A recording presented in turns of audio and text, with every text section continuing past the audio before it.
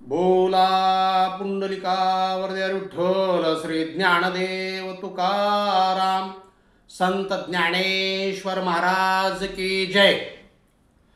हरिपाठ विवरण या मालिकेत आज आपण हरिपाठातला जो 16वा अभंग आहे त्या अभंगाचं संक्षिप्त विवेचन अर्थात निरूपण पाहणार आहोत. काय आहे तो 16वा अभंग? हरिबुद्धी जपे तो नर दुर्लभ, वाचेसी सुलभ रामकृष्ण. रामकृष्ण नामी उन्मणी साधली, तयासी लाधली सकळ सिद्धी. सिद्धी बुद्धी धर्म हरिपाठी आले, प्रपंची निवाले साधू संगे. ज्ञानदेवी म्हणे रामकृष्ण ठसा, येणे दश दिशा आत्मरामा. हरिपाठातील या अभंगाचा तात्विक दृष्टीने सारांश रूपाने जर आपल्याला अर्थ पाहायचा असेल तर आपल्याला याबाबत असं म्हणता येईल, या अभंगाबाबत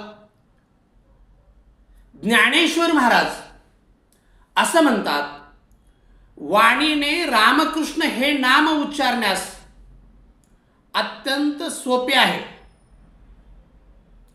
त्याचे महत्त्व जाणून हरीचे नाम जप करणारा मनुष्य अथवा साधक विरळाच आहे, दुर्लभ आहे.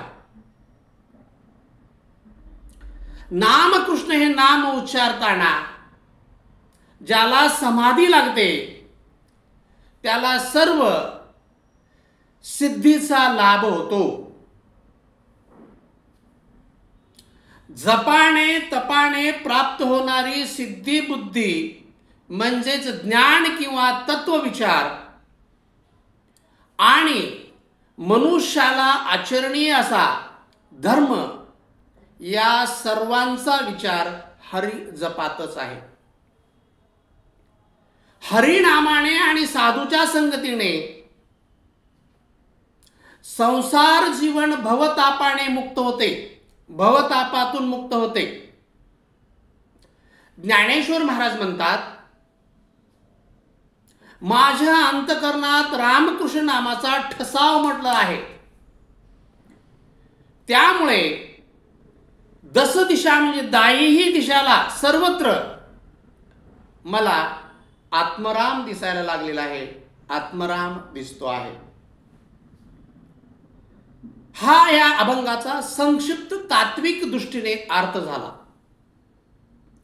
जेव्हा आपण अभंगाचं सविस्तर चिंतन पाहायला सुरुवात करतो तेव्हा मात्र आपल्याला अभंगातील प्रत्येक चरणाचं सविस्तर विवेचन करणं अपेक्षित आहे. म्हणून आपण या अभंगातील चारही चरणाचा सविस्तर पद्धतीने अर्थ पाहूया. या अभंगातील पहिलं चरण काय आहे? हरिबुद्धी जपे तो नर दुर्लभ, वाचेसी सुलभ रामकृष्ण. ज्ञानेश्वर माऊली म्हणतात, हरिबुद्धी जपे तो नर दुर्लभ आणि वाचेसी सुलभ रामकृष्ण. रामकृष्ण हे वाचन घेण्यासाठी अत्यंत सुलभ आहे, सोपं आहे. पण हरिबुद्धी जपे तो नर दुर्लभ असं म्हणतात ज्ञानेश्वर माऊली. वाचने रामकृष्ण हरी हा मंत्र जपण्यास एवढा सुलभ असताना हरिबुद्धी जपे तो नर दुर्लभ असे ज्ञानेश्वर माऊली का म्हणत असावेत? मग सर्वांची प्रवृत्ती तिकडे का होत नाही? नाम जपाने जर एवढ्या सर्व सिद्धी प्राप्त होत असतील, हे साधन जर एवढं सुलभ असेल, तर प्रत्येक मानवी जीवाची प्रवृत्ती तिकडे का नसावी? हा सर्वता आपल्यासारख्या सामान्य माणसाला पडलेला प्रश्न निश्चितच असणार. याबाबत माऊली ज्ञानेश्वरीमध्ये अत्यंत सुंदर पद्धतीने ओवीत विवेचन करतात. पहा, हरिबुद्धी जपे तो नर दुर्लभ असं का म्हणतात याचं कारण माऊली ज्ञानेश्वरीतील या ओवीतून सांगतात. पहा, जे प्राणी या कामी भरू, देहाची वरी आदरू, म्हणून पडला विसरू आत्मबोधाचा. काय झालं? प्राणिया कामी भरू देहाची वरी आदरू. कामाच्या अधीन झाला आणि देहाचा आदर, देहाचे चोचले पुरवण्यात मग्न झाला. म्हणून पडला विसरू आत्मबोधाचा. आवंटली या आस्था बुद्धी आणि विषय सुखाची परमावधी. विषय सुखामध्ये रमला तो. विषय सुखाची परमावधी. जीव तैसा उपाधी आवडे लोका. विषय सुखामध्ये रमला. विषय सेविता कोण तृप्ती झाला. इंधनी निवाला अग्निकोटे. आणि मग भडका उडतच जातो. आणि मग हरिबुद्धी जपे तो नर दुर्लभ. विषय सुखाची परमावधी. जीव तैसा उपाधी आवडे लोका. पुढे माऊली म्हणतात तैसी वैराग्याची सीवण देखती. तैसी वैराग्याची सीवन देखती. जी विवेकाची भाषाणी नती. ते मूर्ख केवी पवती मजे शोराते. त्यांना वैराग्य माहिती नाही, विवेक माहिती नाही, असे मूर्ख माझं नामस्मरण कसं करतील. अशा पद्धतीने हे हरिबुद्धी जपे तो नर दुर्लभ सांगताना माऊली या ठिकाणी सांगतात.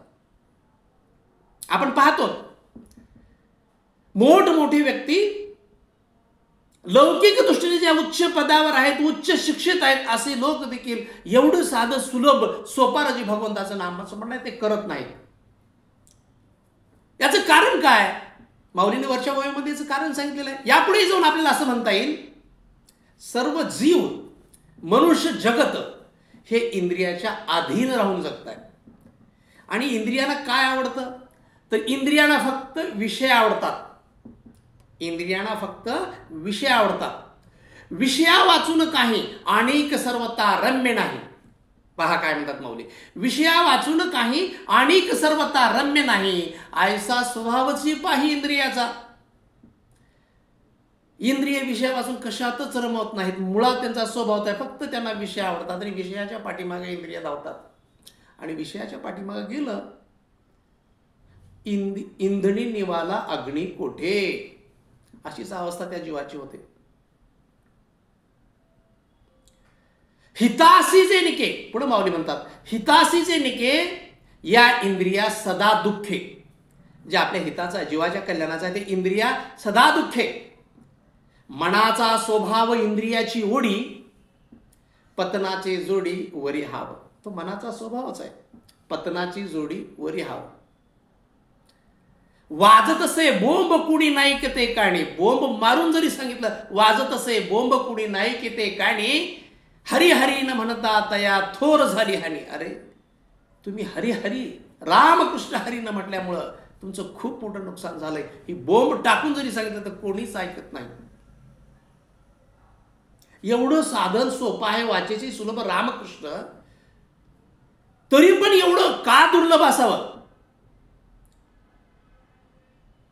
ज्या गोष्टीच्या प्राप्तीसाठी समजा आपल्याला ब्रह्मत्व प्राप्ती पाहिजे, देवत्व प्राप्ती पाहिजे, इंद्रियत्व प्राप्ती पाहिजे, अमरत्व प्राप्ती पाहिजे आणि सिद्धी लाभ पाहिजे, या सर्वांपेक्षाही हरिभक्ती अत्यंत दुर्लभ आहे. म्हणून ज्ञानेश्वर म्हणतात, काय म्हणतात? हरिबुद्धी जपे तो नर दुर्लभ, वाचेसे सुलभ रामकृष्ण. आता आपल्याला कळलं असेल माऊली असं का म्हणतात ते. हरिपाठाच्या या अभंगातील दुसऱ्या चरणामध्ये माऊली असं म्हणतात, रामकृष्ण नामी उन्मणी साधली, तयासी लादली सकळ सिद्धी. अखंड रामकृष्ण नाम घेईल त्यास उन्मणी नामक श्रेष्ठ अवस्था प्राप्त होईल. इतकेच नव्हे तर नामस्मरणाच्या बळावर त्यास सर्व सिद्धी प्राप्त होतील. आता माऊली यांनी या ठिकाणी उन्मणी अवस्था अशा प्रकारचा शब्द प्रयोग केलेला आहे. पहा, खरं म्हणजे आपल्यासाठी तो थोडासा नौका असेल, पण उन्मणी अवस्था ही योग मार्गातील अत्यंत श्रेष्ठ अवस्था आहे. काय? योग मार्गातील अत्यंत श्रेष्ठ अवस्था आहे. मनाचा आत्यंतिक स्थिर भाव हीच उन्मणी अवस्था आहे. पहा, समजून घ्या. मनाचा आत्यंतिक स्थिर भाव हीच उन्मणी अवस्था आहे.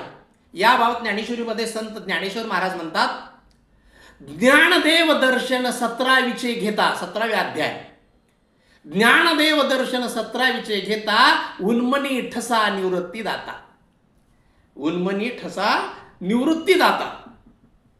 एकमेव परब्रह्मच या अवस्थेमध्ये आश्रयाला येते. पहा उन्मनी अवस्था.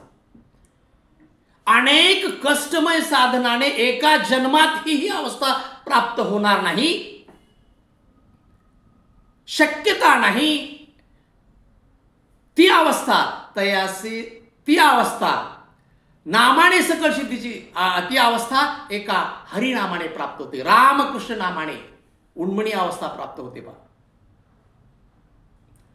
आणि मग रामकृष्ण नामी उन्मनी साधली, तयासी लादली सकळ सिद्धी. तयासी लादली सकळ सिद्धी.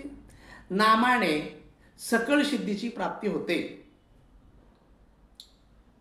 रामकृष्ण नामाचा जप जर त्याच्या अंतकरणात असेल, चित्तात असेल, सदैव त्याच्यात वसत असेल, रिद्धी सिद्धी न पाचारिता त्या धुंडीती हरिभक्ता, मोक्ष सायुजता वाट पाहे भक्ताची. पहा महात्मे रामकृष्ण नामाचं. रामकृष्ण नामी उन्मणी साधली, तयासी लादली सकळ सिद्धी. सर्व सिद्धी त्याच्या चरणी लोळण घेतात ज्यांना रामकृष्ण नामाची उन्मणी साधलेली आहे. अत्यंतिक स्थिरत्व भाव ज्याच्या चित्ताचा रामकृष्ण नामावर झालेला आहे त्याला उन्मनी अवस्था प्राप्त होते. आणि या उन्मनी अवस्थेतूनच आपल्याला तयासी लादली सकळ सिद्धी. या अभंगाच्या 3ऱ्या चरणात माऊली असं म्हणतात, सिद्धी बुद्धी धर्म हरिपाठी आले, प्रपंची निवाले साधू संगे. सिद्धी बुद्धी धर्म हरिपाठी आले. एका हरीच्या पाठात म्हणजे हरिचिंतनात सिद्धी आली, बुद्धी आली, धर्म या सर्वांचा अंतर्भाव होतो. रिद्धी सिद्धी आपण यापूर्वी त्याचा विचार केलेला आहे.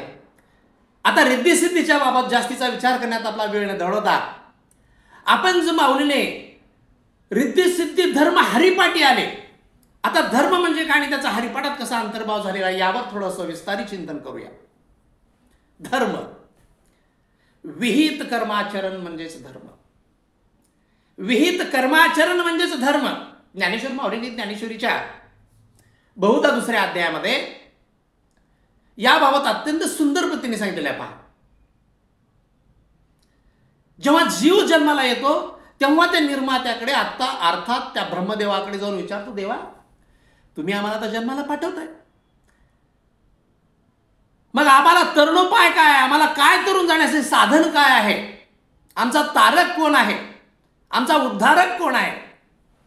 माऊलीने अत्यंत सुंदर पद्धतीने ओवी सांगितले. पहा, तुम्हा वर्ण विशेषे आम्ही हा स्वधर्म विहिलासे, याते उपसा मगा पोसे पुरती काम, अहे तू गचित्ते अनुष्ठा पायाते, पतिव्रता पती ते जिया परी, तो ऐसा स्वधर्म रूप मखू, हाची सेऊ तुम्हा एकू, ऐसा सत्य लोकनायकू बोलता झाला. हा एकच एक तुमच्या वाट्याला आलेलं निर्धारित जी कर्म आहे ते निष्ठेनं तुम्ही करा, हाच तुमचा धर्म आहे आणि हाच तुमचा उद्धारक आहे, हाच तुमचा तारक आहे. हे एकमेव साधन तुमच्या उद्धाराचं तुमच्या पुढ्यात आहे. आणखीन पुढे जाऊन हरिपाठामध्ये धर्म सांगत असताना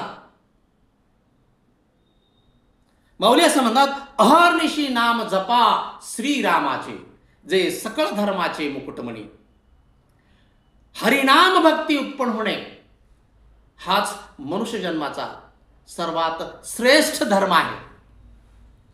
हाच मनुष्याचा सर्वात श्रेष्ठ धर्म आहे. भगवंत अर्जुनास सांगतात, ऐका उद्धवा निज धर्म, गुह्य सांगेन मी परम, माझी भक्ती जे सप्रेम, उत्तम तो धर्म जाण. माझी भक्ती जो सप्रेम, उत्तम तो धर्म जाण.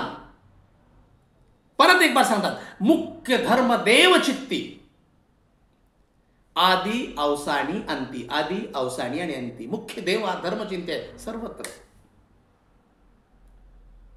म्हणून माऊली म्हणतात सिद्धी बुद्धी धर्म हरिपाठी आले, प्रपंची निवाले साधू संगे.